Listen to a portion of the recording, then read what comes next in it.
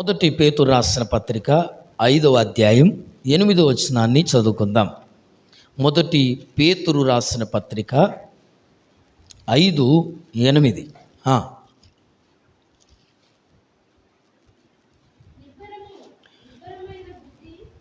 నిబ్బరమైన బుద్ధి గలవారై మెలకువగా ఉండుడి.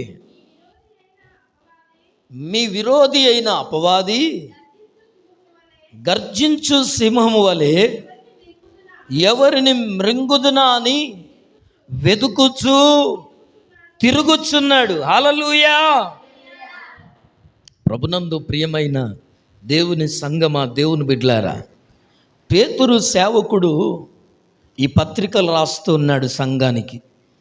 ఏమని చెప్తున్నాడంటే ఆ 8వ వచనంలో నిబ్బరమైన బుద్ధి గలవారై ఉండాలట. నిబ్బరం. యెహోషువతో దేవుడు అన్నాడు, ఏమన్నాడు? నిబ్బరం కలిగి ధైర్యముగా ఉండమన్నాడు. హల్లెలూయా. నిబ్బరం అంటే ఏ గాబరా, తొందర ఏ భయం లేకుండా ధైర్యంగా ఉండాలి. దేవుడు అన్నాడు అన్ని విషయాల్లో నిబ్బరం చేసుకోవాలా, గుండె ధైర్యం చేసుకోవాలా. నిబ్బరం అంటే ఏం చేసుకోవాలా? గుండె ధైర్యం. దేనికి చేసుకోవాలా? దేన్ని బట్టి చేసుకోవాలా? ఎవరో ఉన్నారని కాదు, అన్ని విషయాల్లో నన్ను విమోచించిన నా దేవుడు ఉన్నాడు, నా పేరు పెట్టి పిలిచిన దేవుడు నాకున్నాడు. హల్లెలూయా. నిబ్బరం కలిగి ధైర్యం కలిగి ఉండమన్నాడు యెహోషువను. హల్లెలూయా. అందుకోసం పేతురు కూడా అంటున్నాడు, మీరు నిబ్బరమైన నిబ్బరమైన బుద్ధి కలిగిన వారై. హల్లెలూయా. బుద్ధి కలిగి ఉండాలి. క్రైస్తవులకు చాలామందికి ఇది ఉండదండి. ఏముండదు?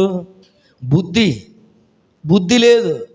బుద్ధి లేని పనులు చాలా చేస్తాం మనం. దేవునికి అవమానకరమైన పనులు, దేవుణ్ణి అసహ్యించుకునే పనులు. అందుకోసమే పేతురు భక్తుడు అంటున్నాడు, పేతురు సేవకుడు అంటున్నాడు, నిబ్బరమైన నిలకడైన బుద్ధి కలిగి ఉండాలా. హల్లెలూయా. ఎప్పుడు చూసినా ఒకే రకంగా ఉండాలా. మనుషులు ఎలాగుండాలా? సుమన్ పాస్టర్ అంటే ఎప్పుడు ఒకేలాగా ఉండాలా. కష్టాల్లోనైనా, నష్టంలోనైనా, ఇరుకుల్లోనైనా, ఇబ్బందుల్లోనైనా, పరిస్థితుల్లోనైనా, అది ఏదైనా దేవుని నమ్మిన బిడ్డలు నిబ్బరంగా ఉండాలి. హల్లెలూయా. నిబ్బరమైన బుద్ధి కలిగి ఉండాలా. నిలకడగా ఉండే బుద్ధి. మనుషులను చూసి మారొద్దు బుద్ధి, వ్యక్తులను చూసి మారొద్దు బుద్ధి, పరిస్థితులను చూసి మారొద్దు బుద్ధి. హల్లెలూయా. ఒకే రకమైన బుద్ధి ఉండాలా, ఒకే రకమైన ఆలోచన ఉండాలా. మన నిర్ణయాలనట ఎవ్వరు మార్చలేరండి. మన నిర్ణయాలను ఎవరైనా మారుస్తారా? మన ఆలోచనలు ఎవరైనా మారుస్తారా? మన అంతరంగాన్ని ఎవరైనా మారుస్తారా? హల్లెలూయా. మనల్ని ఎవ్వరు మార్చలేరు. మన ఆలోచనలు ఎవ్వరికి తెలియదు. తెలుసా ఎవరికైనా మన ఆలోచనలు? ఒక్కరు మన జీవితాలను ఎలా ప్రభావితం చేయగలుగుతారు? చేయలేరు. ఎవ్వరు మన పరిస్థితులను కానీ మన ఆలోచనలు కానీ మార్చలేరు. మనం ఏమనుకుంటున్నామో పక్కలకే తెలియదు. మన ఆలోచనలు వారేం మారుతారు కదా? ఎవ్వరు మారవలేదు. కానీ కొన్నిసార్లు మనం ఏం చేస్తుంటామంటే, ప్రభునందు ప్రియమైన దేవుని బిడ్డలారా, మనుషులను బట్టి మారుతూ ఉంటాం, పరిస్థితులను బట్టి మారుతూ ఉంటాం, కష్టాలను బట్టి మారుతూ ఉంటాం. ప్రభునందు ప్రియ సహోదరి సహోదరులారా, ఇంకా ఏంటంటే మన గ్రామంలో ఫంక్షన్లను బట్టి మారేవాళ్ళు, రోజులను బట్టి మారేవాళ్ళు. ఇలాగుంటారా మనుషులు? ఉండకూడదు. బైబిల్ చెప్తుంది, నిబ్బరమైన బుద్ధి గలవారై ఏం చేయాలట? మెలకువగా ఉండాలి. మెలకువ చాలా ప్రాముఖ్యమైంది. క్రైస్తవుల జీవితాల్లో మెలకువలు అవసరం. పేతురుతో యేసు ప్రభు అన్నాడు, ఏమన్నాడు? పేతురు, నా కొరకు ఏం చేయాలట? మీరు ఒక గడి అయినను మేలుకొని ఉండలేరా అన్నాడు పేతురు యోహాను యాకోబులతో అన్నాడు. ఎందుకో తెలుసా?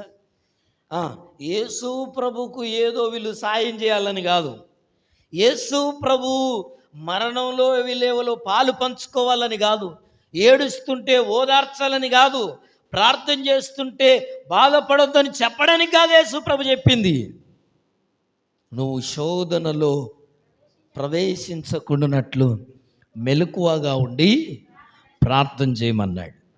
ఎవరి కొరకు ప్రార్థన చేయమన్నాడు? ఎవరి కొరకు ప్రార్థన చేయమన్నాడు?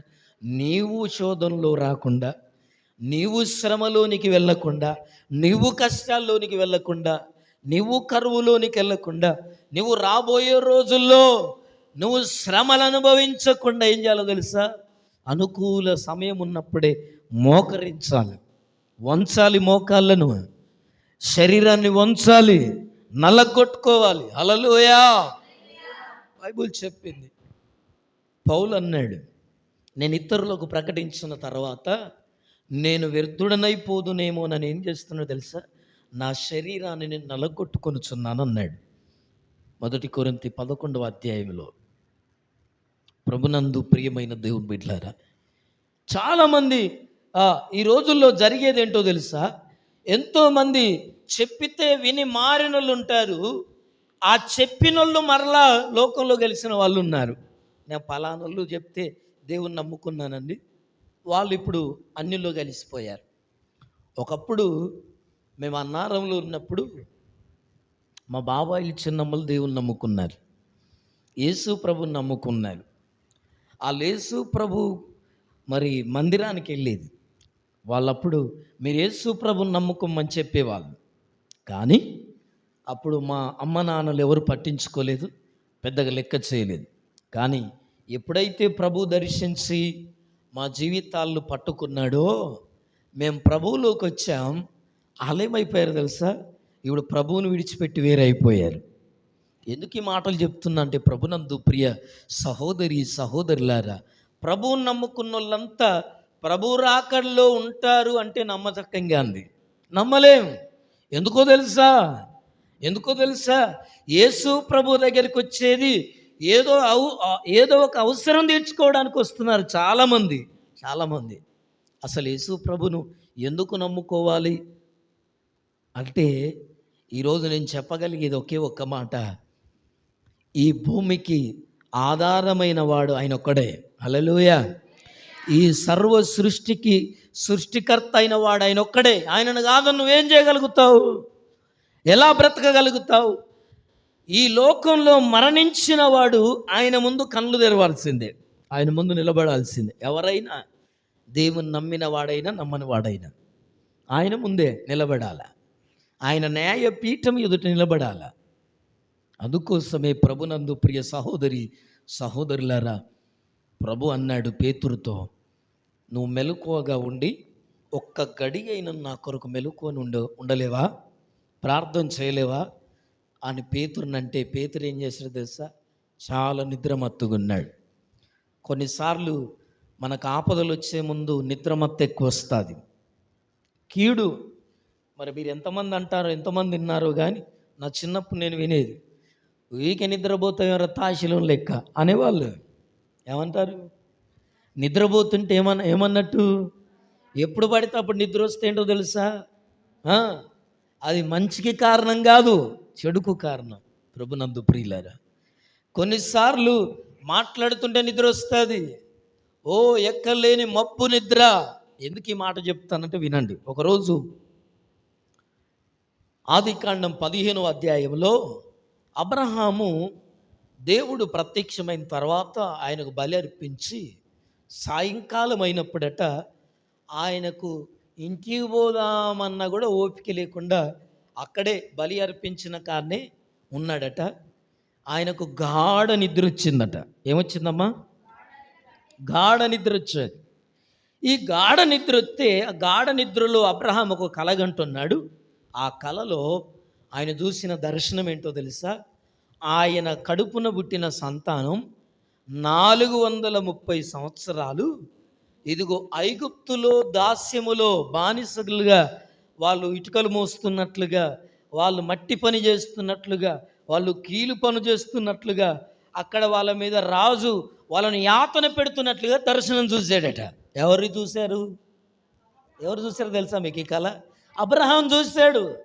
దేవుడు అబ్రహాముకి దర్శనం చూపెట్టాడు. గాఢ నిద్ర వచ్చినప్పుడు సాయంకాలం బలర్పించినోడు ఇంటికి వెళ్ళాలా, కానీ ఎందుకు ఆయన మూసుకొచ్చిందట. కొన్నిసార్లు మూసుకొత్తది తాసిలి, ముందు చూపెడతాడు దేవుడు నీకు. క్రైస్తవులుగా నేను చెప్తున్నా, మనకు సంభవించేది ఏదైనా మనం నమ్ముకున్న దేవుడు మనకు బయలుపరచకుండా ఏం చేయడు. గుర్తుపెట్టుకోండి, నేను నిజం చెప్తున్నా, ఒక దేవుని సేవకునికి చెప్తున్నా. మన జీవితాల్లో ఎదురయ్యే నష్టాలు, కష్టాలు, రోగాలు ఏదైనా దేవుడు మనకు చెప్పకుండా చేయడు. అంత మంచి దేవుడు మనం నమ్ముకున్న దేవుడు. మరి నాకు ఎప్పుడు చెప్పలేదు కదయ్యా? నువ్వు మెలకువగా ఉండవు, పట్టించుకోవు దేవుడు అంటే పెద్దగా. ఏదో ఉడత భక్తి, ఉత్తుత్త ప్రార్థన, ఉత్తుత్త భక్తి, ఉత్తుత్త ప్రార్థన, ఉత్తుత్త చేస్తే అవుపడాయి. ఇవన్నీ అవుపడాయి. అన్నం తింటప్పుడు ప్రార్థన, పండుకుంటప్పుడు ప్రార్థనలు అవుపడాయి ఇవి. అది ఉత్తుత్త భక్తే. ఎన్ని రోజులైనా, ఎన్ని సంవత్సరాలైనా అన్నం తింటప్పుడు ప్రార్థన, పండుకుంటప్పుడు ప్రార్థన, లేచినప్పుడు ప్రార్థన. ఈ భక్తి నిన్ను పరలోకం తీసుకపోదు. గుర్తుపెట్టుకో, మోసం ఇదంతా. నేను భక్తి చేస్తున్నాను అనుకుంటున్నావు, కానీ మోసం ఇదంతా. నువ్వు మోసంలో ఉన్నావు. ఈ భక్తి ప్రభు ఎదుట పనిచేయదు. లోతైన భక్తి కావాలా? ఏ భక్తి కావాలా? లోతైన భక్తి కావాలా? మోకాలు నలగొట్టుకునే భక్తి కావాలా? ఇంకేం కావాలో తెలుసా? ప్రభునందు ప్రియులారా, బట్టలు నలిగిపోయే భక్తి కావాలా? ఇదిగో నీ కన్నులు గుంతలు పడే భక్తి కావాలా? దావీదు ప్రార్థన చేశాడు. ఆయన ప్రార్థన చేస్తేనట ఆయన పడక కొట్టుకుపోయిందట. ఎందులో? 6వ కీర్తన చదవండి, అందులో ఉంటాయి. కన్నీళ్లతో ఆయన పడక కొట్టుకుపోయిందట. రాత్రింబగళ్ళు ఏడ్చుట వలన నా కన్నులు గుంతలు పడ్డాయి అంటాడు. చచ్చిపోయిన వాళ్ళని చూడండి, ఏడుస్తున్న వాళ్ళు. చచ్చిపోతే వాళ్ళ ఇంట్లో ఎవరైనా చచ్చిపోయిన వాళ్ళు ఏడ్చిన, ఆ భార్య భర్త లేకపోతే కదా, వాళ్ళ తెల్లారినాక వాళ్ళ కళ్ళు చూడండి ఎట్లుంటాయి? పీక్కపోయి ఉంటాయి కదా, గుంతలు పడి ఉంటాయి.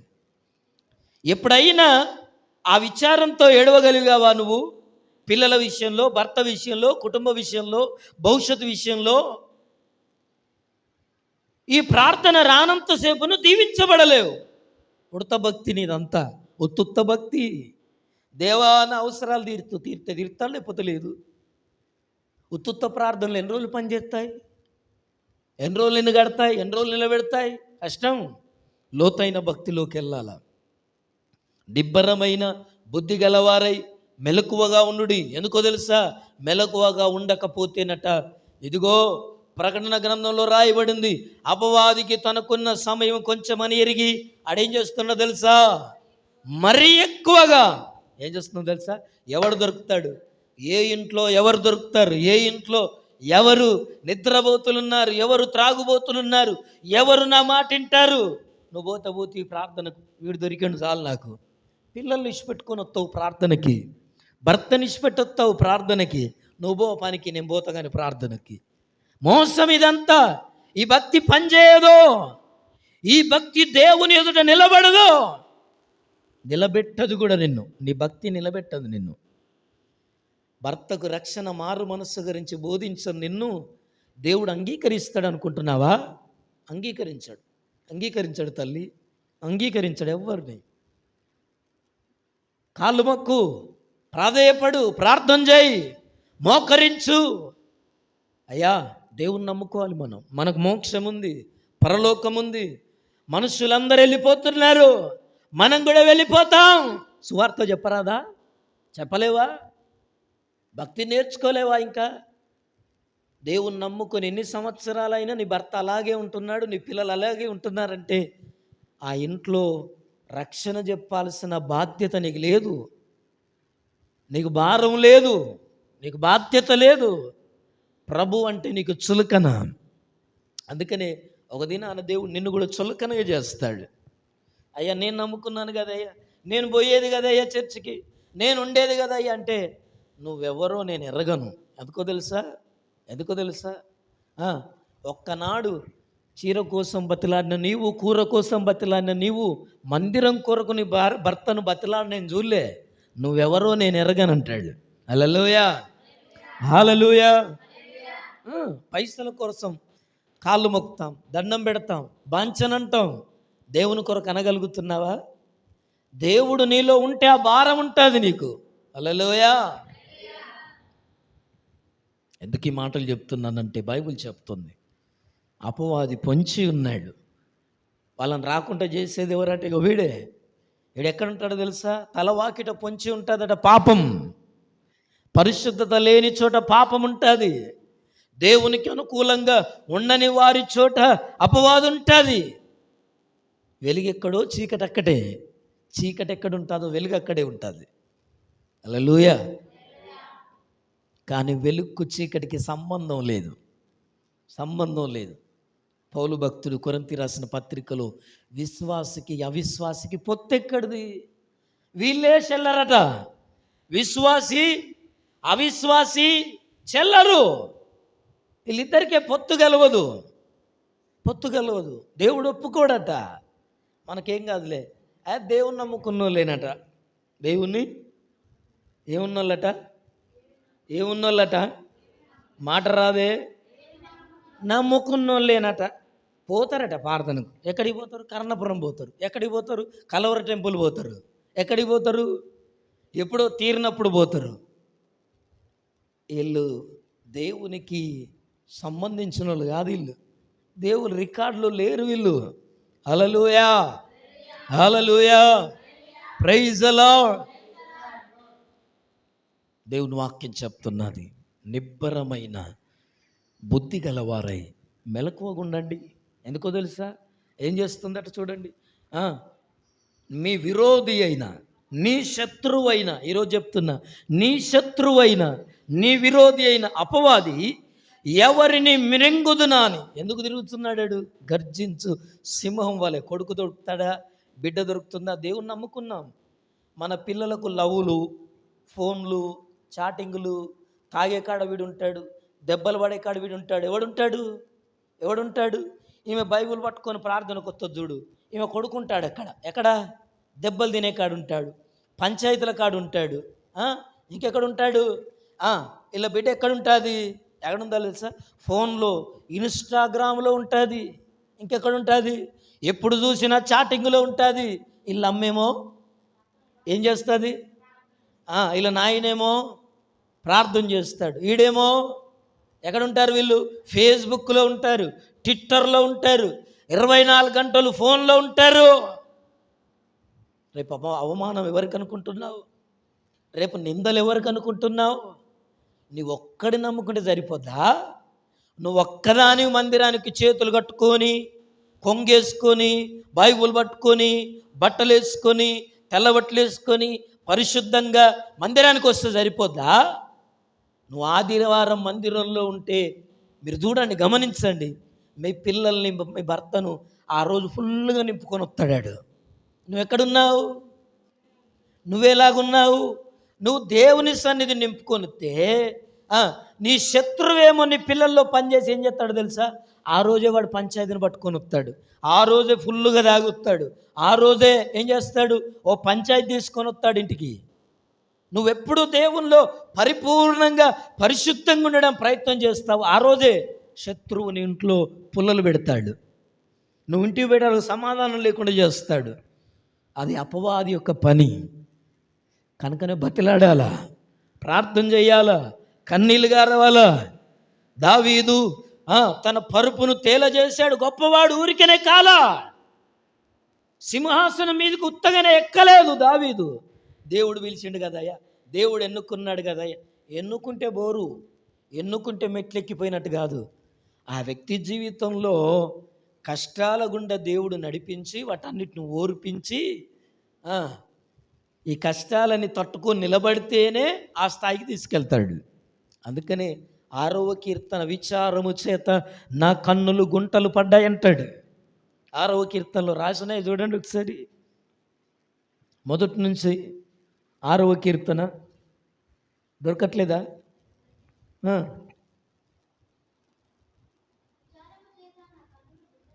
ఎన్నో వచనం? చదువమ్మా. గుంటలు పడుచున్నవి. ఏం బాధ ఉన్నది ఆయనకు? ఏం కష్టం? అవ్వయ్య లేరా? అన్నదమ్ములు లేరా? బంధుబలగం లేదా? ఎవరు లేరని ఆయనకి ఇంత కష్టం? అందరున్నారు, తల్లిదండ్రులు ఉన్నారు, అందరున్నారు. కానీ ఆయన యొక్క ఆలోచన ఏంటో తెలుసా? దేవుడు నన్ను నిలబెడతానన్నాడు. నేను ఇశ్రాయేలు మీద రాజుగా నేను నిన్ను అభిషేకిస్తానన్నాడు. నేను ఆస్థానం కదా, నేను నిలబడాల్సింది. దాని కొరకు విచారం, దాని కొరకు కన్నులు గుంటలు, దాని కొరకు ఆయన నా పరుపు కన్నీళ్ళ చేత. చదవండి అమ్మా. ఉందా మాట? దొరుకుద్దా? మీకు దొరకదా? అయ్యో, ఎన్ని వచనాలు ఉన్నాయి పెద్ద అంతా? ఎన్ని వచనాలు ఉన్నాయి? దొరకట్లేదా మీకు? నా కన్నీళ్ళ చేత. ఎంత బాగా చదువుతారో చూడండి బైబిల్. అందుకే బాగా స్పీడ్గా తీస్తున్నారు. బైబిల్ చదువుతారు కాబట్టి స్పీడ్గా తీస్తున్నారు. అది ఎక్కడున్నది దొరకట్లేదు మీకు. చూడండి, చూడండి ఏమంటున్నాడు? 6వ అధ్యాయం మొదటి నుంచి. యెహోవా నీ కోపము చేత నన్ను గద్దింపకము, నీ ఉగ్రతతో నన్ను శిక్షించకము. యెహోవా నేను కృషించి ఉన్నాను, నన్ను కరుణించుము. యెహోవా నా ఎముకలు చూడండి అదురుచున్నవి, నన్ను బాగు చేయుము. నా ప్రాణము బహుగా అదురుచున్నది. యెహోవా నీవెంతవరకు కరుణింపకయుందవు? యెహోవా తిరిగి రమ్ము, నన్ను విడిపింపు. నీ కృపను బట్టి నన్ను రక్షించుము. మరణమైన వారికి నిన్ను గూర్చిన జ్ఞాపకం లేదు. పాతాళములో ఎవరు నీకు కృతజ్ఞతాస్తుతులు చెల్లించుదురు? నేను మూలుగుచు అలిసి ఉన్నాను. ప్రతి రాత్రియు. ఎప్పుడటమ్మా? కష్టం వస్తే కానీ ఏడవం మనం. మన దరిద్రం పాడుగాను. మన వలన తిడితే కానీ ఏడవం మనం. మన ఏడుపు చల్లగుండా. మనదంతా దొంగేడుపు, దొంగేడుపు నటన మనదంతా. మన హృదయంలో ఈ ఒప్పుకోలుంటే, ప్రభునందు ప్రియులారా, దేవుని పాదాల దగ్గరికి వెళ్తే ఏడుపు రావాలా? దేవుని పాదాలు, అయ్యో నేను దేవుని మందిరంలో ఉన్నానన్న సోయుంటే, దేవుడు ఉన్నాడు కదా నా ముందు, ఆయన నన్ను చూస్తున్నాడు కదా, ఆయన నా మాట వింటున్నాడు కదా, ఆయన నన్ను ఆదుకుంటాడు కదా అని ఆలోచన వస్తే నీకు ఏడుపు వస్తుంది. ఆయన ఉన్నాడన్న ఆ ఇంగితం లేదు నీకు. ఆయన మీద ఆధారపడవు నువ్వు. బైబిల్ చెప్తుంది, దేవుని వాక్యం చెప్తుంది. ఆయన అంటున్నాడు ప్రతి రాత్రి. ఎందుకు ఏడుస్తున్నాడో తెలుసా? ఎందుకు ఏడుస్తున్నాడు? ప్రతి రాత్రి కన్నీరు విడుచుచు నా పరుపు తేలజేయుచున్నాను. పరుపు తేలుతుందట ఆయన ఏడుస్తుంటే. అంత ఏడుస్తారా? పరుపు తేలుతుందా? ఆయన ఏదో రాసిండు దొంగ మాటలు కానీ అనుకుంటారు మీరంతా. ఆ భక్తులు అలా ఊహించారు. కానీ ఆయన ఏడిస్తే ప్రభునందు ప్రియులారా పడక తడిచిపోయిందట. ఇది తెలుసు కదా మీకు. ఏడిస్తే కొన్నిసార్లు ఏమవుద్ది? పక్కకేసుకున్న బొంత ఏమవుద్ది? తడిచిన అనుభవాలు ఉన్నాయా ఎప్పుడైనా? భర్త అంటే ఏడుస్తావు నువ్వు, కొడుకు మాట వినకపోతే ఏడుస్తావు నువ్వు, వాడొక మాట అంటే ఏడుస్తావు నువ్వు, అత్తొక మాట అంటే ఏడుస్తావు, కోడలొక మాట అంటే ఏడుస్తావు. దేవుని మీద భారం కలిగి, ప్రభువా నా పిల్లలు, నా భవిష్యత్తు, నా జీవితం అని పరుపును తెలియజేసే కన్నీరు ఉందా నీ జీవితంలో? ఈ కన్నీరు వచ్చిందా ఎప్పుడైనా? ఎందుకు ఏడవమంటున్నావయ్యా? నీ భవిష్యత్తు కొరకేడు. యేసు ప్రభు చెప్పాడు.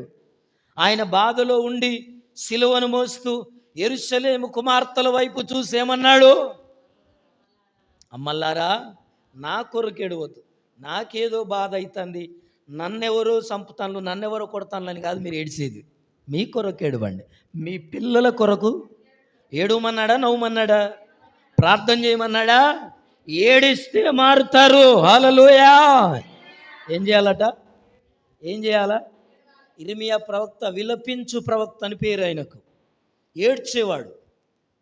ఆయన కన్నులట గువ్వ వలె ఉంటాయట. గువ్వ కన్నులు ఎప్పుడైనా చూసారా? ఈ పిట్టలమ్మ గురించి నాకు తెలియదు. గువ్వ ఎప్పుడు చూసినా కళ్ళ నిండా నీళ్ళు ఉంటాయట. గువ్వే అట్లుంటుందట, దాని చూపే అట్లుంటుందట, ఎప్పుడు చూసినా అట్లుంటాయట. అందుకే గువ్వ గురించి బైబిల్లో రాయబడి ఉంది. యోబు అలాగే గువ్వ వలె నేను మూల్గుచు ఉన్నాను, నా హృదయ స్వరముతో నీ కొరకై గువ్వవలె నేను మూల్గుచు ఉన్నాను. నా హృదయ స్వరముకై నీ కొరకై నీవు వస్తావని విడిపిస్తావని, నీవు వస్తావని విడిపిస్తావని, విడిపించవా నా యేసయ్యా, యేసయ్యా, నా యేసయ్యా, నా ఆధారము యేసయ్యా.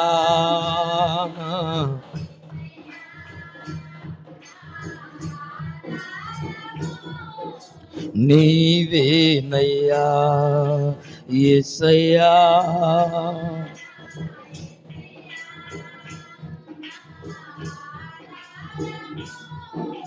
నీవేనయ్యా. బాధతో నా గుండె నిండి ఉండగా ఆదరణకై నేను విలపించగా, బాధతో నా గుండె నిండి ఉండగా ఆదరణకై నేను విలపించగా, కన్నీలే నాకు అన్నపానమాయను, విడిపించవా నా యేసయ్యా.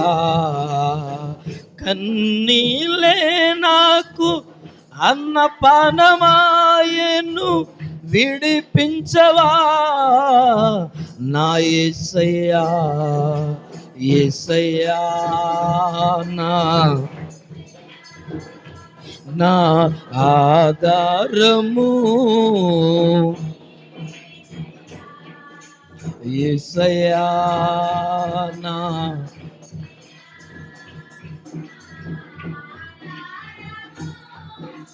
నీవేనయ్యా. కన్నులెత్తుచున్నాను నీ వైపే,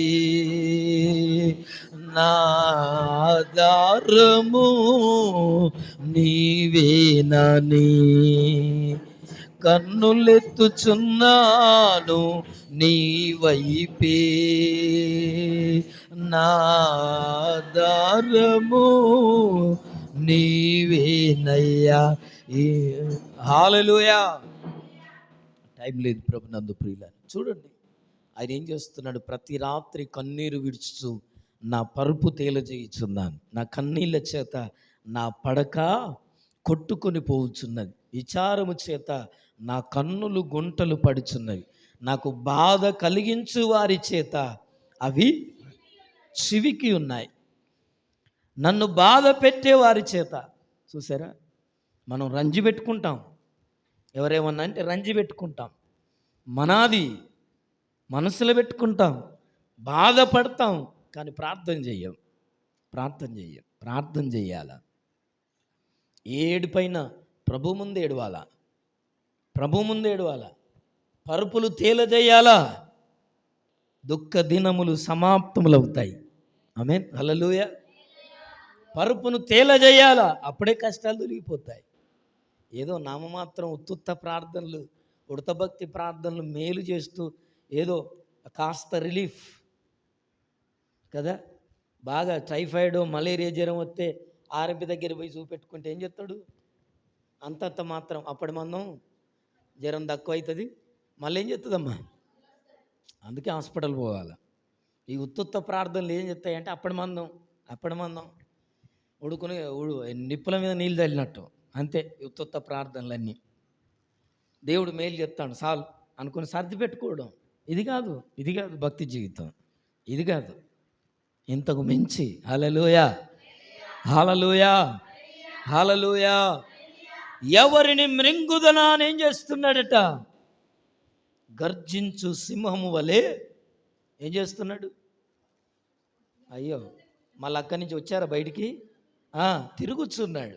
ఏ ఇల్లు దొరుకుద్ది, నువ్వు దొరకకపోతామే, నువ్వు దొరకలేవు, నీ కొడుకు సంగతి చెప్తా, నీ భర్త సంగతి చెప్తా, తిరుగుతున్నాడు. ఎవరు దొరికినా ఏమో తెలుసు, అయ్యో వాళ్ళ ఇంట్లో ప్రార్థనకు పోయేటామే కాదు, కొడుకు ఎందుకు యాక్సిడెంట్ అయిందవ్వా, ఎందుకు చచ్చిపోయింది కొడుకు, బిడ్డ ఎందుకు చచ్చిపోయింది, అయ్యో అనిపించడానికి అపవాదం అనిపిస్తుంది ఇవన్నీ కూడా. అందుకే మనం మెలకువగా ఉంటే నీకు ప్రమాదం రాబోతుంది, నువ్వు నష్టంలోకి వెళ్ళబోతున్నావు, నీకు శ్రమ రాబోతుంది, ఇదిగో నువ్వు నష్టంలోకి వెళ్తున్నావు అని దేవుడు బయలుపరుస్తాడు, చెప్తాడు ముందుగానే. క్రైస్తవులుగా మన జీవితాల్లో దేవుడు ఏది చెప్పకుండా చెయ్యడు, అనుమతించడు. గుర్తుపెట్టుకోండి, చెప్పకుండా చేయడు. నష్టమైనా కష్టమైనా రోగమైనా ఎవరన్నా చచ్చిపోయేదైనా మనం చెప్పకుండా చేయడు, చెప్తాడు.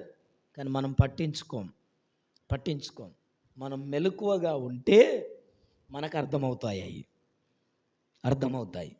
కనుక జాగ్రత్త. ప్రభునందు ప్రియమైన దేవుని సంగమా, దేవుని బిడ్డల, మెలకువగా ఉండండి. నిబ్బరమైన బుద్ధి గలవారై మెలకువగా ఉండుడి. మీ శత్రువైన అపవాది అయిన సాతాను గర్జించు సింహము వలె ఎవరిని మృంగుదునా అని ఏం చేస్తున్నాడు, తిరుగుతున్నాడు. వాని పనే అది. వయసు నిండని కొడుకు బండి ఇచ్చి ఏం చేస్తాం, తిప్పుతుంటాం, నీళ్ళకు పోయిరాపోరా, ఇల్లందకు పోయిరాపోరా. ఆడు దొరికిందే బండి అని చెప్పి ఆడు 100 కొడతాడు, నా అంత స్పీడ్ ఇవ్వడబోడని. దొరికాడు అసంటోడు, వాడు ఎవరికి దొరుకుతాడు? అవకాశం అది. పరిగెత్తుమంటాడు, ఉరుకుమంటాడు, చూడమంటాడు, తినుమంటాడు, త్రాగుమంటాడు. ఏం కాదు, ఇప్పుడు మీ అమ్మ నాన్న ఉన్నారా అంటాడు. పిల్లలు ఏం చేస్తున్నారు చూడండి, కనిపెట్టాడు. ప్రార్థన చేయండి, ఏడవండి మీ పిల్లల కొరకు. మీరొక్కరు దేవుని నమ్ముకొని ఒక్కలే ఉంటే అమ్మ నీ ఆత్మీయ జీవితంలో నువ్వు ఎదిగినట్టు కాదు. ఒక సేవకుని గుర్తు చేస్తున్నా, జ్ఞాపకం చేస్తున్నా. ఎన్ని సంవత్సరాలైనా నువ్వే వస్తున్నావు అంటే నువ్వు ఎదిగినట్టు కాదు ఆత్మీయ జీవితంలో. నువ్వు పెట్టిన చెట్టు, నువ్వు చెట్టుతో సమానం. నీ ఇంటి ముంగట ఉన్న చెట్టు, గులాబీ చెట్టును పెడితే అది పెరగాలి, పెద్దదవ్వాలి, ఏం చేయాలా? పువ్వులు పూయాల. పువ్వు పూయకపోతే ఏం చేస్తావు? ఎన్ని చెట్లు కోసినావో నీ చేతులతో. నీ వల్ల ఏం ప్రయోజనం? మరి దేవుణ్ణి నమ్ముకున్నావు, నీ వల్ల నీ ఇంటికి ఏం ప్రయోజనం? ఎన్ని సంవత్సరాలైనా ఒక్కదానివి వస్తావు, ఒక్కదానివి పోతావు. నీ ప్రార్థన నీ పిల్లల జీవితాల మీద ప్రభావం చూపొద్దా? ప్రార్థన చేయమని అడుగొద్దా వాళ్ళు నిన్ను? నా కొరకు ప్రార్థన చేయి మమ్మీ, నా కొరకు ప్రార్థన చేయి డాడీ, నీ ముందు మోకరించాలి కదా. నీ పిల్లలు మోకరిస్తారా? నీకు విధేయత చూపెడతారా? మోకరించగలుగుతారా నీ ముందు? తప్ప నీ భక్తి గొప్పదైతే నీ ముందు మోకరిస్తారు. నీ ప్రార్థన గొప్పదైతే నీ ముందు తల వంచుతారు. రాజులైన అధికారులైన అలాంటి భక్తి చేయాల. ఉత్తుత్త భక్తి చేయొద్దు, పై భక్తి, ఉడత భక్తి చేయొద్దు. ఇది నీకు మేలు కాదు, నీ కుటుంబానికి మేలు కాదు. మెలకువగా ఉండండి. బైబిల్ చెప్తుంది. చాలా విషయాలు ఉన్నాయి కానీ సమయం గడిచిపోతుంది. మెలకువగా ఉన్నవారు ఎవరంటే యేసు ప్రభు ఉన్నాడు. మత్తయి సువార్త 26:40 చదవద్దు, టైం లేదు. ఆయన గెత్సెమనే తోటలో మొమ్మారు మోకరించి ప్రార్థన చేస్తూ ఉన్నాడు. మెలకువగా ఉన్నాడు, ప్రార్థన చేస్తున్నాడు. రాత్రంతా ప్రార్థించేవాడు యేసు ప్రభు. నీ జీవితంలో ఎన్నో కష్టాలు ఉన్నాయి. కష్టాలు లేవా? అప్పులు లేవా? ఆర్థిక ఇబ్బందులు లేవా? సమస్యలు లేవా? లేవా సమస్యలు? ఎవరింట్లో సమస్యలు లేవు? సమస్యలు లేని వాళ్ళు చేయొద్దండి ఎవరైనా. నాకు ఏ సమస్య లేదన్న వాళ్ళు. మరి ఇన్ని సమస్యలు పెట్టుకొని ఎట్లా నిద్రపోతున్నావు? నిద్ర ఎట్లా పడుతుంది నీకు? నిద్ర కూడా పెట్టదయ్యా. ఏం ఏమంటారు? నిద్ర కూడా ఒత్తొచ్చింది, లేకపోతే లేదు. ఎప్పుడో మేలుకొస్తుంది. ఎంత పండుకుందామన్నా? ఎందుకు? సమస్యలు పరిష్కరించుకోవాలంటే ప్రభువు పాదాలే. హల్లెలూయా, హల్లెలూయా, హల్లెలూయా. నిద్ర రాకపోతే ఇంకో ఉన్న రోగం ఏంటంటే పక్కోళ్ళని లేపుడు, లేచి అర్ధరాత్రి లేచి ముచ్చట్లు పెట్టుడు. ఇవి కొంతమందికి రోగాలు. ప్రార్థన చేయాల, కన్నీరు గారవాల, మోకరించాల, దేవుని సన్నిధిలో గడపాల. అప్పుడు మన కష్టాలు తొలగిపోతాయి. యేసు ప్రభు ఆయన 33.5 సంవత్సరాలు సేవా జీవితంలో ఆయన బ్రతికినున్న నాళ్ళు రాత్రులు ప్రార్థన చేశాడు. ఆయన రాత్రి గడవగానే ఎక్కడికి వెళ్ళేవాడట? గెత్సమనే తోటలోనికి వెళ్ళి ప్రార్థన చేస్తూ, తండ్రికి ప్రార్థన చేస్తూ రాత్రంతయు గడిపెను అని రాయబడి ఉంటుంది. అంతేకాదు మత్తయి సువార్త 25:10లో బుద్ధిగల కన్యకలు, ఎవరమ్మా? బుద్ధిగల కన్యకలు. వీళ్ళు ఏం చేస్తున్నారు? పెళ్లి కుమారుడు వస్తాడని పెళ్లి కుమారునికి ఆ రోజుల్లో ఎదుర్కోలు. ఆఫీస్ కాడికి పిల్లగాడితే పోతాం కదా, ఇది ఎక్కడి నుంచి వచ్చింది అనుకుంటున్నారా? బైబిల్లో ఉంది. ఎదుర్కోలు. పెళ్లి కుమారుడు వస్తున్నాడు అని చెప్తే ఇప్పుడేమో పైన ఛత్రి ఏమో పెట్టుకొని పోతారుగా, నాకు తెలియదు. ఓ సాప, ఓ బిందె నీళ్ళు, ఎవరు చెప్పిల్లో మరి ఇది నాకు తెలియదు. కానీ ప్రభునందు ప్రియమైన దేవుని బిడ్డలారా, క్రైస్తవులకు ఎదుర్కోలు లేవు. గుర్తుపెట్టుకోండి. క్రైస్తవ సిద్ధాంతంలో పెళ్లి చేయాలంటే పెళ్లి కుమారుడు ఎక్కడికి రావాలా? మాట వస్తలేదు కదా మీకు? మందిరంలోనికి రావాలా. అంతే తప్పితే ఆఫీస్ కాడికి వచ్చి కూర్చొని పెళ్లి కుమారుని సప్పుళ్ళు పెట్టి ఎదుర్కోలు చేయడానికి లేదు. అది పాత సిద్ధాంతం. ఈ కొత్త సిద్ధాంతంలో లేదు. హల్లెలూయా. ఈ బుద్ధిగల కన్యకలు ఏం చేస్తున్నారంటే పెళ్లి కుమారుని కొరకు వాళ్ళు దివిటీలు పట్టుకొని, 10 మంది కన్యకలు ఉన్నారు అక్కడ. 10 మంది కన్యకలు దివిటీలు పట్టుకొని వెళ్ళారు పెళ్లి కుమారుని ఎదుర్కోవడానికి. మరి అప్పుడప్పుడు మనం కూడా పసుపు నీళ్ళు పోసిపోయి ఐదుగురు పోయి ముగ్గురు పెట్టుండి, ముగ్గురు. ఇవన్నీ ఎక్కడి రోగాలు మనకు? ఈ 10 మంది పోయిళ్ళు అన్నట్టు ఎవరిని ఎదుర్కోవడానికి? కొన్ని రోగాలు ఉంటాయి. అయ్యా ముగ్గురు పాస్టర్లకే చెప్తారు వీళ్ళు. ఎవరు పాస్టర్లకే? అయ్యా 5 పెట్టాలి. ఏంటి శ్రీమంతం చేసేటప్పుడు అప్పాలు 5 పెట్టాలా? పూలు పండ్లు 5 పెట్టాలా? 1 పెడితే తప్ప, 2 పెడితే తప్ప, 3 పెడితే తప్ప. ఎక్కడుంది? రాసింది ఏదైనా ఉందా చూపెట్టండి నాకు, నేను రాసింది చూపెడతా. ప్రామాణిక గ్రంథం బైబిల్ చెప్పింది కళ్ళకు కనపడింది పట్టించుకోం మనం. ఎవడో ఎప్పుడో చెప్పిన దాన్ని ఇంతవరకు రుజువు లేని నమ్ముతాం మనం.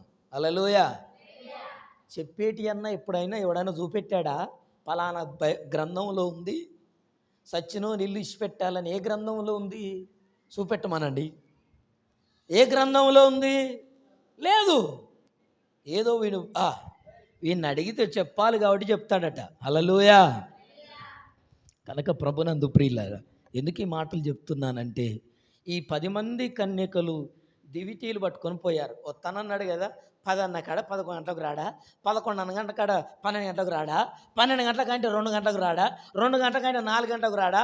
మొన్న పెళ్ళి ఎన్ని గంటలకు అయింది? ఆ పాప పేరేంటమ్మా? ఎన్ని గంటలకు అయిందమ్మా? కాదా? అట్లుంటుంది పెళ్ళి అంటే. మరి క్రైస్తవ పెళ్ళిళ్ళు ఎట్లుంటున్నాయి? తేడా. హల్లెలూయా. మనం ప్రభునందు ప్రియులారా మాదిరిగా ఉండాలా. ఎందుకు ఈ మాటలు చెప్తున్నానంటే, వత్తనన్న పెళ్లి కుమారుడు లేట్ అయిందట. మరి 10 మంది ఎదుర్కొని పోయింది కదా, నూనె అయిపోయింది. అందుకే బుద్ధి కలిగిన వాళ్ళు బుద్ధి లేని వాళ్ళు అన్నాడు. బుద్ధి కలిగిన వాళ్ళు అటు ఏం చేస్తారు? ఒకవేళ లేట్ అయితే, ఒకవేళ కష్టం వస్తే, ఒకవేళ అడిగిపోయిన కాడ దూపు అయితే, ఒకవేళ అనేది ఉండాలా. బుద్ధి కలిగిన వాళ్ళకి ఏముంటుంది? ముందు చూపు ఉంటుంది. హల్లెలూయా. బుద్ధి కలిగిన వాళ్ళకి ఏముంటుందమ్మా? ఎందుకేం చేశారు వాళ్ళు? సిద్ధలు తెచ్చుకున్నారు. సిద్ధలో నూనె తెచ్చుకొచ్చారు. హల్లెలూయా. అందుకే వాళ్ళు బుద్ధి కలిగిన వాళ్ళని ముద్రేశాడు దేవుడు. బుద్ధిలో ఎంతసేపు రా అనుకొని పోతారు. అడిగిపోయినాక ఆడ పెళ్ళి లేదు, పెటాకులు లేవు, ఏది లేదు. ఇంకా ఏం స్టార్ట్ కాలే, గిన్నెలు దోముతాను. ఇంకా ఇప్పుడు ఆకలి అవుతుంది, ఏం చేయాలా? ఈ బుద్ధిహీనుడు ఏం చేస్తాడు? ఏదో శాస్త్రం ఉండేవా, పెళ్ళికి ఆయన ఫంక్షన్ పోతే అంటే కోడిగుడ్డ అంత కొవ్వు పెట్టుకొని పోవాలట. నాకు చెప్తుంటేనేది నేను. కడుపుతలున్న సుఖం అట కడప దాడుతుండదట. హల్లెలూయా.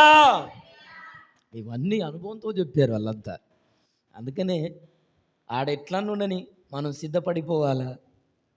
ఆడికి పోయినాక తినేదని తినకుండా పోతారు, ఆడిపోతే గిన్నెలు అవుతారు. గుర్తుపెట్టుకోండి. కనుక ఇంత బుక్కడు మన ఇంటికానే మనం వండుడెందుకని కొంతమంది వంటే పెట్టరు. సాయంత్రం ప్రార్థన ఉన్నదని ఇంట్లో బియ్యమే పెట్టరు కొంతమంది కదా. అది సాయంత్రం కదా, ఇప్పుడు మందం పెట్టమనాలి. హల్లెలూయా, ప్రైజ్ ది లార్డ్, హల్లెలూయా. ఇసొంటోళ్ళు లేరంటావా ఈ సమాజంలో ఇప్పటికి కూడా? ఎందుకు చెప్తున్నా అంటే, ప్రభునందు ప్రియులారా, మెలకువగా ఉన్నవారు, బుద్ధి కలిగిన కన్యకలు, వాళ్ళు పెళ్లి కుమారుడు వచ్చిన లేట్ అవుద్దట, కారు ఖరాబ్ అయింది, అది చూయించుకొని వచ్చేలాగో 2 అవుతుంది కావచ్చు అంటే, వాళ్ళకి ఏం చేసిన కొంతమంది అందరు కలిసి కాసేపు రెస్ట్ అన్న తీసుకుందాం, 4 గంటలకు లేపి నన్ను సరిగా స్నానం చేయని, ఇలా నేను ఇంకో చీరన్న కట్టుకుందాను. ఇవాళ ముచ్చట్లు ఎన్ని ఉంటాయి, ఆడోళ్ళు 10 మందే కదా, ముచ్చట్లు పెట్టుకొని వాళ్ళు ముచ్చట్లు మాట్లాడి ఒక అమ్మ ముచ్చట చెప్పుకొని నిద్రపోయింది. ఓగలను చూసోగలు అందరికీ మెల్లగా 1 గంట 2 గంటలు నిద్ర వచ్చింది. ఇంతలో కేక్ వినబడ్డది, పెళ్లి కుమారుడు వచ్చిండలో అని కేక్ వినపడంగానే ఏం చేశారట, అందరు లేచి దీపాలు ఆరిపోయాయి, ఇక మళ్ళీ ముట్టించి నూనె చూస్తాను, ఏమి లేదు. ఆదివారం నాడు ఇంత ఒత్తు పైకి తీసినప్పుడు ఉండే మేము అన్నారం కాడ గుడిసెలో, మీకు ఎంతమందికి అనుభవాలు, దీపాలు ఎంతమంది ముట్టించారు. ఒకనాడు నన్ను మా నాన్న కిరోసిన్ పోయమంటే వీకే వాళ్ళు ఏం పోసేది చూడలే. ఈ సీసాలో కొవ్వొత్తి పెట్టి మూతకు అంటించేది కదా, నూనె పోయిరా అంటే నేను నీళ్ళు పోసిన, ఎంత ఇచ్చినా అంటుకుంటలేదు. అరే ఏం పోసినావు రా అంటాడు, నేనేం పోయలేదని నేను అంటానా. తర్వాత అది అంటుకుంటలేదు కాబట్టి ఏం చేయాలి మరి చెప్పాలి, నీళ్ళు పోతారు, ఎవరైనా గ్యాస్ నిండి పోయాలని పోసిండు మళ్ళీ. అంటే దీపాలు ముట్టించుకుని, అంటే దీపాలు వీళ్ళు ఏం చేస్తున్నారు, వెలిగిస్తున్నారు. ఈ 5 సిద్ధల్లో ఏం తెచ్చుకున్నారు కనుక వీళ్ళు ఏం చేస్తున్నారు, నూనె పోసి దీపాలు వెలిగించారు. ఈ బుద్ధి లేని వాళ్ళ దగ్గర ఏమైపోయింది, ఉన్న నూనె గాలిపోయేది, అది చూసి అప్పుడే మరి పండుకుంటే అప్పుడు ఆరబెడితే అయిపోగా, వాటిని ఆరిపేసుకొని ముట్టిస్తే మంచిగా ఉంటుంది. ఆ తెలివన్నీ ఉండాలా, ఉన్నది సరిదిద్దుకునే తెలివన్నా. ఇంటికి తెచ్చిన భర్త సంపాదించిన సంపాదన మెయింటెనెన్స్. అందుకే బైబిల్లో ఆడళ్ళ గురించి చాలా విషయాలు రాయబడ్డాయి. యోగ్యురాలు తన పెరిమికి కిరీటమట, జ్ఞానవంతురాలు తన ఇల్లు. అందుకోసమే ప్రభునందు ప్రియులారా, జరిగిందేంటి, అయిపోయింది నూనె. అక్క దగ్గరికి పోయి, చెల్ల దగ్గరికి పోయి, కదా పేర్లు పెట్టి, నాకు ఇంత నూనె ఇస్తావా అంటే, ఇది నీకు నాకు సరిపోదు, నువ్వేమన్నా అనుకో, నువ్వు నా జోలికి రాకని ఏం చేస్తున్నది. హల్లెలూయా. మనమైతే శరీరం పోషిస్తాం, మన జాతి అలాంటిది. నిజంగా నేను చెప్తున్నా, మనం బాగుపన్నీయం అయితే ఇద్దా ఉన్న కాడికే సాలిద్దరికి అని పెట్టిపోద్దాం. వాళ్ళు పోయారు బుద్ధి కలిగిన వాళ్ళు. హల్లెలూయా. చెడిపోయినతో స్నేహం చేయొద్దు. అందుకనే ప్రభునందు ప్రియమైన దేవుని బిడ్డలారా, ఎందుకు ఈ మాట చెప్తున్నానంటే, బైబిల్ చెప్తున్నది, ఈ బుద్ధి కలిగిన కన్యకలు మెలకువగా ఉన్నారు, అతన్ని ఎదుర్కొన్నారు. ఇంకా దావీదు 119 కీర్తన 42 వచనంలో దావీదు మెలకువగా ఉండి ప్రార్థన చేశాడు. రెండవదిగా, ప్రభునందు ప్రియమైన దేవుని బిడ్డలారా, మెలకువగా ఉంటే మన జీవితాల్లో ఇదిగో దీవెనలు పొందుకుంటాం. నిద్రిస్తున్నవారు ఎవరెవరంటే, షంసోను, న్యాయాధిపతులు 16:19లో షంసోనట దెలీలా ఒడిలో నిద్రిస్తున్నాడు. నిద్ర పగటి వేళ పని చేయాల్సిన వాడు, దేవుని పక్షాన ఇశ్రాయేళ్ల పక్షాన యుద్ధము చేయగలిగిన వాడు, న్యాయాధిపతిగా నిలబడాల్సిన వాడు ఎక్కడున్నాడట, దెలీలా ఒడిలో నిద్రపోతున్నాడు. ఈ నిద్ర అతని ప్రాణం తీసింది. హల్లెలూయా, హల్లెలూయా, హల్లెలూయా. ఎప్పుడన్నా నీకు పడుకోవాలనిపిస్తే పడుకునే ముందు ప్రార్థన చేయి. కలన్న వస్తుంది, దర్శనం అన్న వస్తుంది. ఎండాకాలం ఎంతసేపు పడినా నిద్ర వస్తుంది, మీకు తెలుసో తెలియదో, వస్తుందా? ఏ పూట కాపూట వస్తుంది నిద్ర, అది ఎండ ప్రభావం అట్లుంటుంది. హల్లెలూయా. రెస్ట్ తీసుకోవద్దు అనట్లేదు నేను, కానీ పడుకోవడానికి ముందు కొంచెం ఏం చేయి, ప్రార్థన చేస్తే కలలు కంటావు, దర్శనాలు చూస్తావు. హల్లెలూయా. కనుక ఈ నిద్ర సోయిదపోయి పడుకున్నాడు. ఇదిగో కండ్లు ఉడబెరకబడ్డాడు, చంపివేయబడ్డాడు షంసోన్. నిద్ర ఏం చేసిందో తెలుసా? మెలకువ ఉండకపోవడం ద్వారా అతని మీదికి వచ్చే ప్రాణ నష్టాన్ని అతను గమనించుకోలేకపోయాడు. రెండవదిగా యోనా 1వ అధ్యాయం 5-6 వచనంలో యోనా ఓడ అడుగు భాగంలోనికి వెళ్ళి ఈ ఊకే ప్రార్థన చేస్తే దేవుడు మాట్లాడతాడు, ఈ ఊకే నినివే పొమ్మంటాడు, ఊకే అయ్యగారి దగ్గర పొమ్మంటాడు. ప్రార్థన చేసే వాళ్ళకి ఏమనిపిస్తుంది అంటే రోజు వాక్యం వినాలనిపిస్తుంది, రోజు మందిరానికి పోవాలనిపిస్తుంది, లేదా ప్రార్థన చేసేటోళ్ళతో కూర్చోబుద్ధి అవుతుంది, లేదా సేవకులతో గడపబుద్ధి అవుతుంది. ప్రార్థన చేయని వాళ్ళకు ముఖం తిప్పుకొని పోబుద్ధి అవుతుంది. హల్లెలూయా, హల్లెలూయా. ఈ లక్షణాలు కనపడతాయి. ఈ లక్షణాలు కనపడుతున్నాయా? వాళ్ళు ఎలాగున్నారో అర్థమైపోద్ది మాలాంటులకు. కనుక ఈ యోనా ఏం చేస్తున్నాడు? ప్రార్థన చేస్తే దేవుడు ఏమంటాడు? నినివేకెళ్ళమంటాడు. హల్లెలూయా. కనుక ఇక ప్రార్థన చేస్తూ ఇక నినివే ఇవ్వమంటాడు. ప్రార్థన లేదు, ఏం లేదు అన్నాడా? తార్షీష్కి వెళ్ళి ఓడెక్కాడా? ఎక్కడ పండుకున్నాడట? ఓడ అడుగు భాగంలోకి వెళ్ళి పండుకున్నాడు, నిద్రపోయాడు. ఈ నిద్ర అతన్ని ఏం చేసింది? సముద్రంలో పడవేసింది. హల్లెలూయా, హల్లెలూయా. ఇంకా మత్తయి సువార్త 25:5లో బుద్ధి లేని కన్యకలు, బుద్ధి కలిగిన కన్యకలు మెలకువకున్నారు, సిద్ధలు తెచ్చుకున్నారు, నూనె ఉంది. ఈ బుద్ధి లేని కన్యకల దగ్గర నూనె లేదు. కొనుక్కొచ్చుకోవడానికి షావుకారుల దగ్గరికి వెళ్ళారట, దుకాణంలో కొట్టుకెళ్ళారు. కానీ అప్పుడు అర్ధరాత్రి అయిపోయిందిగా, షాపులు ఉంటాయా? ఉండవు. కనుక నూనె దొరకలా. ఇంతలో మరి ఏం చేశారు? ఫోన్ చేశారా? అప్పటి లెక్క, ఈ రోజుల లెక్క తలుపులు బాదారా? ఒక కోటను లేపారు, సేటును లేపారు, నూనె తీసుకున్నారు. తీసుకొని వచ్చేటల్ కనుక ఏమైందట? గేటు వేయబడ్డదట. హల్లెలూయా. తీసుకొని వచ్చారు, ఎట్టకేలకు కష్టపడ్డారు పాపం. అలా కష్టం చూసన్న దేవుడు విలువనుండే. కానీ వచ్చేసరికి ఏం చేయబడిందట? తలుపులు వేయబడాయి. అంతలో తలుపులు వేయబడిను. అప్పుడు వచ్చి ఏం చేస్తున్నారట? తలుపులు బాదుతున్నారు. అయ్యా, మేము కూడా వచ్చాం, ఇగో దివిటీలు పట్టుకొని వచ్చాం, మా కొరకు తలుపుది అని చెప్తే ఏమంటున్నాడు ఆయన? నేను మిమ్మును ఎర్రగనని మీతో నిశ్చయంగా చెప్తున్నాను. హల్లెలూయా. మీరెవరో నాకు తెలియదు. నేనున్నప్పుడు కనపడనోళ్ళు నాకెవరో తెలియదు. నేనున్నప్పుడు కనపడ్డోళ్ళే నాకు తెలుసు, మందిరంలో కనపడ్డోళ్ళే నాకు తెలుసు, ప్రార్థన చేసే వాళ్ళే నాకు తెలుసు. హల్లెలూయా. ఎదుర్కొన్న వాళ్ళే నాకు తెలుసు. ప్రభు చెప్తున్నాడు. కనుక వాళ్ళు నిద్ర మత్తులో ఇదిగో సిద్ధలను, నూనెను తీసుకోవటం మర్చిపోయారు. దివిటీలు ఆరిపేటలు చేసుకున్నారు. ప్రభువుతో విందులోనికి వెళ్ళలేకపోయారు. హల్లెలూయా. అంతేకాదు, అపోస్తల కార్యం 20వ అధ్యాయంలో ఐతుకు అనే యవనస్తుడు ఏం చేస్తున్నాడు? అర్ధరాత్రి ఆల్నైట్ ప్రార్థనకు వచ్చాడు, జోగు పడుతున్నాడట. ఎక్కడికి వచ్చాడు? వచ్చిందే ఆల్ నైట్ ప్రార్థనకు. ఏ ప్రార్థన? ఆల్ నైట్ ప్రార్థన. హల్లెలూయా. సంపూర్ణ రాత్రికాల ప్రార్థన. మెలుకోకుండడానికి వచ్చాడు. ఎందుకు వస్తారు ఆల్ నైట్ ప్రార్థనకు? ఎందుకు వస్తారమ్మా? ఎందుకు వస్తారు? మరి నిద్రపోతే ప్రమాదం. వచ్చేదే ప్రార్థన. ఆలు నైటు ప్రార్థనకు వచ్చి నిద్రపోతే ఏం జరిగింది? జోగిపడి 3వ అంత కిటికీలో ఉండి నిద్రపోతున్నాడట. చూడండి, చదువుతాను. కిటికీలో ఉండి నిద్రపోతున్నాడు. కొంతమందికి ఎట్లా కూర్చున్నా నిద్ర వస్తుంది. హల్లెలూయా కదా. దౌర్భాగ్యం. చూడండి, అక్కడి నుంచి పడిపోయాడు, 3వ అంతస్తు మీద కింద పడ్డాడు, చచ్చిపోయాడట. ప్రార్థనకు వచ్చి చచ్చిపోయాడు. ఆల్ నైట్ ప్రార్థనకు వచ్చి, అమ్మా ఇప్పుడు ఏమనాలి నన్ను? ప్రార్థనకు పోయినలేమో చచ్చిపోతారా?